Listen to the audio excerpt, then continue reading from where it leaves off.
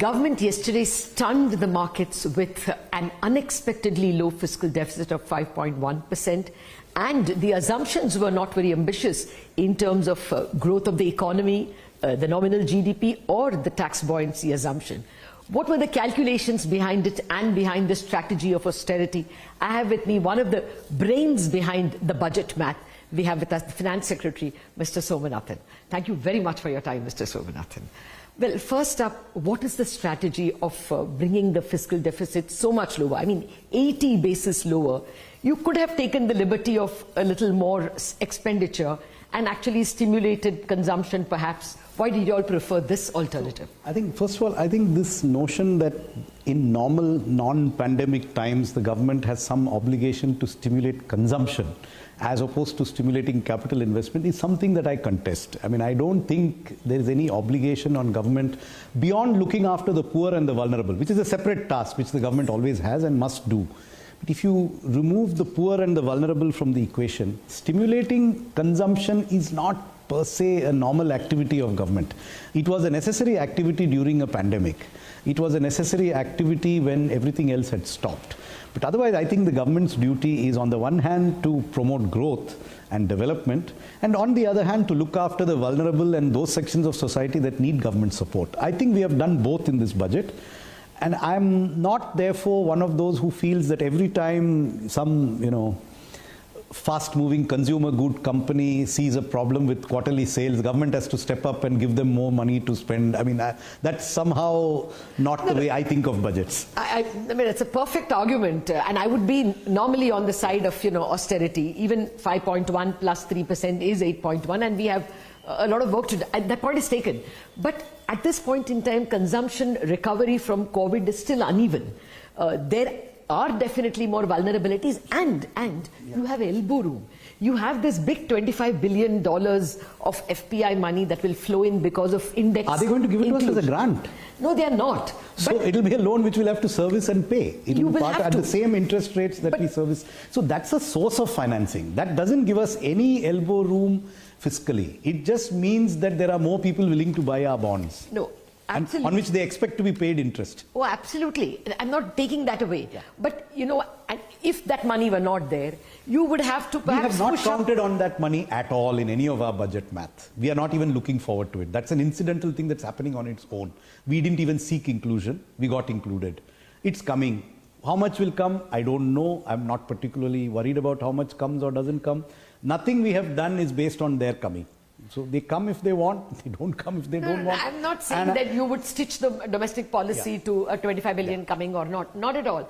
But this year you were fortunately placed, plus there is unevenness in consumption. I don't think the government is capable of sorting out all consumption unevennesses in the economy. I just don't think, I don't think these things work. Okay. I think the government has to be focused on development, on helping people improve their lives. And we are looking at the long run. We are not looking at the short run. The budget speech is very clear. Everything is oriented towards 2047. If you want to run a marathon, and it is a marathon to reach 2047, become a developed country. To run a marathon, it's a phrase that I used a while ago. I think you have to be fiscally fit. And to be fiscally fit, we have to prepare ourselves for that long run. We can't do things that are in the short run not essential. If we want to focus on the long run. And I'm not sure that really stimulating short-run consumption through some new form of subsidy or something which is very difficult to roll back is the kind of thing that governments should do. Okay. No, that's a fair point. You don't want to run on steroids. You have to be fiscally fit. But we have improved on our fiscal deficit without cutting back on any consumption. And whatever level of consumption we are, without cutting back on any expenditure. So we have not cut back. You can argue about how much we have increased. Oh yes, this is entirely a revenue generating. So it's not in that sense a recessionary or contractionary or austerity budget. No, it's not. No, it's not. It is just that you could have thrown a crutch if needed. But let me come to another issue. The way the expenditure the department functions, you have been very strict in terms of releasing money. Now that's creating an illiquidity problem in the money markets, although there is durable liquidity. But there is an interbank deficit. No, I think that is not a proper characterization. There is a cash balance, but half of it belongs to state governments. Now, I don't know why it's their property. They park it with us in the form of treasury bills and we pay interest on it.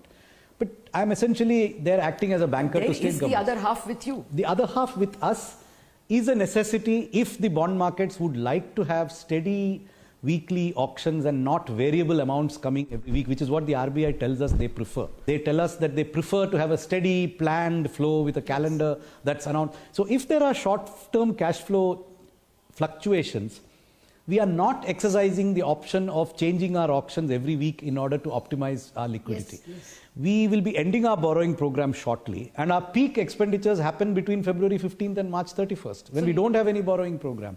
So how else are we supposed to manage our cash if we want to both please the bond market by giving a steady weekly auction and vacating space for the states in the last 6 weeks and not having an excess cash balance? It's an impossible trinity. We can't, and it's not our fault if there is lack of liquidity, because we are not overspending, we are not overborrowing. We are not taking more from the markets. We are not underspending. We will reach the expenditure numbers which we have given you in the budget. It is not my job in the central government to manage liquidity for 6 weeks. It's not liquidity is not my problem. No, I agree it's not. But I'm just saying that this is ultimately you know. We will be spending the monies that we have said we will be spending. And if we have to maintain steady weekly auction numbers, it is not possible for us to avoid short-term peaks and troughs in our cash balance. No, I agree that for the last 6 weeks you don't borrow, and so you have to have cash balances. But you all have been running cash balances for a pretty long time now, and therefore RBI is kind of having to manage an illiquidity issue. The bond markets more than RBI are worried. We can talk to RBI about having a more variable bond borrowing calendar. We can vary it every week so that we can calibrate it to next week's cash balance. That would be helpful to us. Yes. We would then pay less interest. Yes. Because we are unnecessarily paying interest by maintaining a steady flow of bond issuance. Perhaps we could have a more variable bond issuance would help us manage our cash flow. Because we cannot, just to please the bond market, we can't release money that is not being spent in the states. We can't say, look, bond market's having a problem. Will you please dump this money on somebody who's not yet ready to receive it? Can't be done. Okay, but is there a plan? So just-in-time management means that money is released when the money is required. If the money is not required, I can't release it just because the bond market would benefit or the liquidity would benefit. I agree. But are you planning any variable bond issuance? No, it's a point that you've brought up. If it is a serious issue, I'll be happy to take it up with the RBI. Okay. See if variable issuance can help calibrate this better. The liquidity but I don't know if that would be good overall for the functioning of the market. I don't think they'll be very happy with it. That will be two uncertainties for the bond markets. I can see that. There is this whole page on abstract of receipts. Yes. Now, it's very clear, how the debt receipts come, market loans, T-bills. Correct. There's one item called other receipts, which is surprising because this year it has given you 78,200 crore and next year it is minus 30,000. Yeah, these are fund transfers. See, these are non-cash items where we have something called a public account. Yeah. The Government of India has a consolidated fund and a public account. We are required for certain cesses that we levy, such as the agriculture. It's basically a technical adjustment. It's not, but that is the effect on cash flow, is what is reflected there. This year, we have agriculture and infrastructure development cess. We have something called a central road and infrastructure financing cess. We have something called a Madhyamik and Uchatar Shiksha Kosh, which is also the C&AG has said that if there is collection, these should first be routed into a fund account in the public account, and it can then be used to settle amounts in years when you want to use it to pay off something. In those schemes, those specific schemes which are earmarked, Madhyamik and Uchatar Shiksha or etc. This year there were past years when we have not made payments into these funds. Okay. So we are making up for some of those past payments based on the CAG's advice that you have short paid this amount into the cess fund. So there is an excess. The doubt I got is that are you using the cess money for things other than education? We can't. Okay. We can't. It is used only for... Each one is used, and there's a detailed accounting. If you want to go into the demand books, you can go into the demand books and see. The Comptroller and Auditor General audits our books. So we can't use Madhyamik cess for roads. No, we can't use road cess for Madhyamik Shiksha, etc. There is an accounting procedure. Okay. But No, we have in I the was past wondering if you are not using this- completed the credits. Some of these cesses are new. So there's been a lag between the levying of the cess and the accounting for the cess. So we are now depositing those arrears into the cess. So this year it is an expenditure, but it's not cash. So it's a source of financing. Next year, some expenditures are being met from that cess. So then it is not. It's a reduction of expenditure next. Why is it so difficult to divest? Public sector banks, market capitalization has doubled. It's almost 100% increase year on year. And entire I'm public afraid sector. you have to ask this question to my colleague Tuhin Kant Pandey, who has more detail. But I'll tell you what he says. And no, first there is a policy issue which you are raising, and then there is the practical issue. On the policy issue, there's been no change to the government's policy. The policies announced remain, but execution takes time. You know that IDBI Bank is a complex. It's currently pending with the Reserve Bank in terms of getting their some of their. That's Fit my. and proper. I don't know what exact stage it is in, but it is my belief that the matter is currently with the Reserve Bank. They're awaiting a regulatory clearance from them. So those transactions are on. Nothing has stopped. I mean, whatever is on, it's going on. But what we have changed is the presentation of the numbers. We are not presenting a separate number for disinvestment. We've taken a policy decision that we don't use disinvestment as a means of funding our fiscal requirements. That we will use disinvestment as a part of our larger public asset management strategy, maximize our value.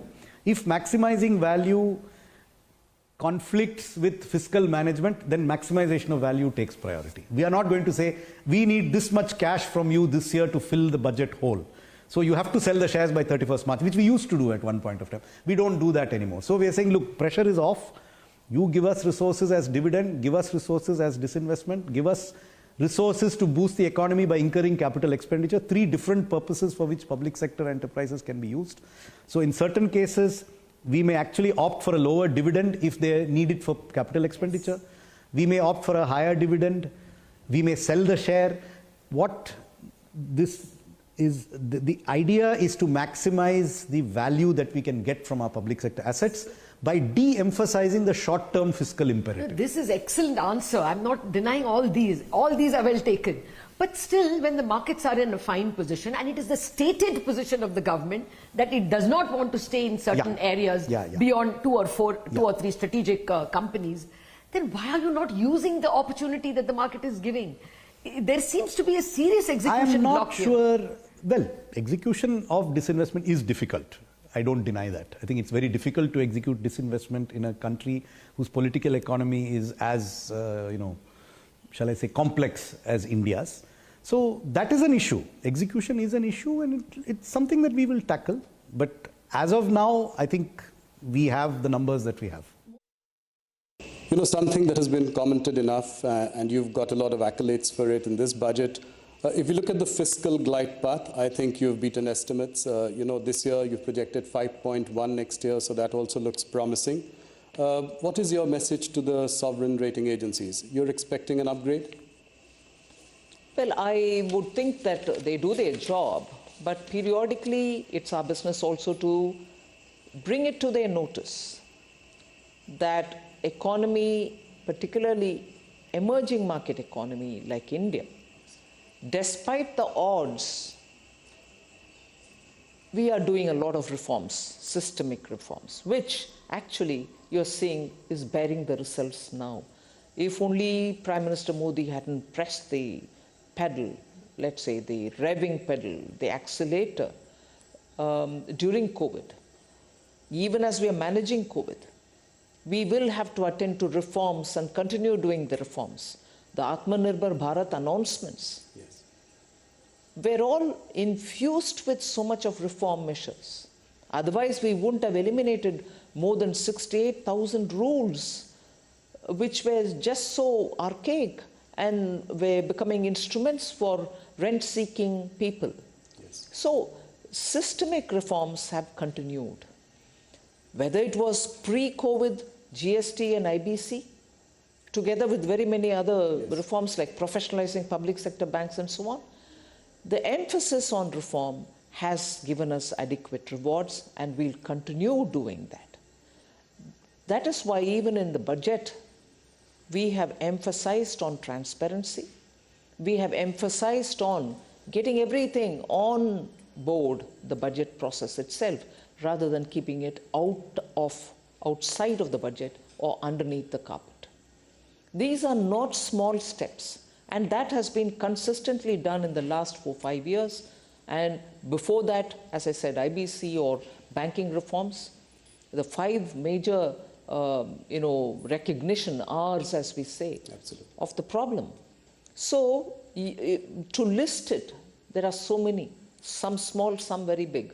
The small ones having very big implication in making the economy much more cleaner and open and transparent. The bigger ones, which are bearing results in terms of the money that you collect in GST. Yes. These are not small steps. So that is the one which I would play as important indicators, which rating agencies should look at comprehensively, rather than look at just one detail here, one detail there. Macroeconomic stability is also very well kept up. Yes.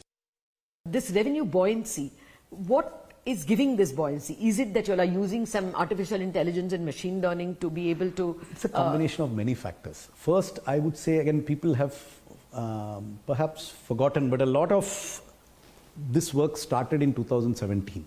After the demonetization deposits, there was a huge trail of information that had become available. And that data was mined. And it was mined using a word which was less well known then, but was known even then, which is artificial intelligence. So artificial intelligence was used even then. And it started, notices went out to lots of people who had previously not been filing returns or had been filing disproportionately low returns. So that process takes time. That is one of the reasons that return filing has increased and return filing amounts have increased. But that's a long process. In the recent past, some of the systemic improvements like reporting your own data back to you before you file your return has also improved compliance substantially. Some people may have forgotten things that they earned, it's possible, and some people may have deliberately forgotten, but both of them are now reminded. So the voluntary compliance has improved, and there have been a number of other system improvements, as a result of which I think we are seeing, and the increased coverage of tax deduction at source and tax collection at source is another factor. Then why are you not assuming that kind of an income tax growth for this year also? Well, it's something that we don't want to count our chickens before they hatch. We want to be conservative. Is this a one-time improvement because of these improvements? Or is it going to be so we are only expecting 11.5% growth next year. Exactly. Because we're not sure. See, suppose it's a base. Suppose I have traditionally underreported by 10%. The new system has made me go back to 100. So that's factored into this year. Will there be a further 10% growth next year? I don't know. I mean, why would I count that chicken yet? I mean, we know that there's been a step improvement currently. But you cannot. Is that a recurring feature or would that be a one-time correction? We're not going to have a new system next year. Yes. So does the new system create that impact one time and thereafter it grows in proportion to the economy? Or is there going to be a further step correction? I wouldn't know. We don't want to hazard too optimistic a guess. We want to be conservative on that. Well, you're a great observer of the economy as well. What is your sense? Is this 7 something which is possible for next year? I mean, there are global headwinds. Already, if you looked at the personal final consumption expenditure in the NSO numbers, it's only 4.4%. And you're taking away a bit of the fiscal crutch. So, how do you see the economy next year? Will it be able to withstand all this? I would say this. I don't think we are, I think we are not giving the economy a better fiscal crutch. Yes. We are retaining the crutch that it has. So it's, we have not reduced capital expenditure. We have not reduced revenue expenditure. We have, in aggregate terms, in real terms, there's no contraction in expenditure. So the current growth has been sustained with this level of expenditure. So I think that level of growth will continue. Will it be 7%? I wouldn't want to hazard a guess. I think it will be above 6%, definitely. Oh, of course. Yeah. Oh, of course. That's not to be doubted. I'm counting on it being above 6%. Okay. That's all I'm counting on from a fiscal perspective. Then it has to be a 4.5% inflation. Yeah. Okay. Which is not perhaps ridiculously low or high. No, it's not. Yeah. I mean, after all, Or we high. had I think that's a we had a reasonable- minus WPI all of last year. But I don't think that will continue this year. So therefore, I don't it can- think statistically it's likely that you'll have a second year of WPI No. contraction. In fact, it will be higher because Exactly, of the low base. exactly. So- Okay. So let's look at, okay, then we should not assume 4 plus 3.5. We could assume 6.5 plus 4. Any combination, 6 plus 4.5, 6.5 plus 4, 7 plus 3.5. No, some have betted on 7, so I wanted your opinion. Sorry? Some people have betted on 7% GDP, isn't it? I think the I governor was am quoted. not necessarily betting on 7%. I'm betting on it being better than 6%. What is troubling private capex according to you? And second, why didn't you give a little more crutch? You could have done 12% easily. You could have done 12 lakh crore, 12% growth in, 12 lakh crore. We could have chosen to have a higher deficit and give a bigger Exactly. crutch, or to have a lower deficit. We are committed to reaching our deficit targets in 2025-26. And we don't think backloading a consolidation is as easy as it appears. We are quite committed to our consolidation. We are also committed to adequate capital. I don't have any, approved requests for funding from central ministries which are unfunded. Nothing. Is there a problem of absorption of capex? Is there a consumption, a bandwidth to being able to spend? It is traditionally, government capital expenditure is in long gestation projects. Yes. They take time to ground, and we are a democracy. We take time to acquire land. We take time to give environmental clearance. We have people agitating against both of them. It's a democracy. It's natural. It should happen. So in such an economy, the gestation period between committing to a project and actually spending money is long. So in that kind of economy, taking a decision and actually seeing cash being committed, there is a lag. So there is an absorption issue that we can't suddenly, it's not like the only expenditure which you can guarantee will happen this fiscal year to give the economy a particular calibrated stimulus is if we put money into people's bank accounts. Yeah. Even that is not guaranteed to stimulate spending because it can go into saving. So there is actually, the government has limitations in terms, it's not some magic machine which will, even if we were to put money into bank accounts, how do you know it won't go into SIPs? No. And will go into consumption? It may not. It may go into SIPs, may not be consumed. Even this year, your capex is not entirely reached. I mean, you're falling short by about a few thousand, 30,000 crores. Correct. So was that an absorptive issue? Partly an absorptive issue, partly an issue that some of the state capital expenditure is conditional on reforms. For example, we have a certain amount that is conditional on power reforms. If a state doesn't do it, they don't get the money. So if a state takes a decision that we prefer not to carry out this particular condition, we don't want the money, then we don't give them the money. Now, one could argue that you should be more liberal so that the macro economy will do better with more consumption if you don't have any conditionality. So we should tell them, please encourage consumption by giving more freebies, or that we have chosen not to do. Okay, sir. So, I mean, there is a short-term, long-term trade-off. Everything cannot be decided on the short term. If money can be given for free, then more money would be spent this year, but less reform would be done in the states. Well, I would give a lot of respect even to state governments and their political preferences. Yes. So we respect that. Okay. They are free to make their choices. Okay. But the money will not be given if a particular reform is not done. There is more money with you all also because you'll have chosen to tax a lot by way of cess. If that cess is not shareable, if all that had gone through taxes, maybe you would not be in this position. But then maybe we will have to have less expenditure on our side. Even without that, there is a rising cess compared to, say, 10 years ago or 20 years ago. There is also rising devolution. Absolute devolution amounts have risen very substantially over this period. Well, I don't want to argue for the states, but I think they will prefer shareable devolution That's for the Finance Commission to take a view. It's a grant issue. Yeah. In FY25, when a new term starts, what do you think will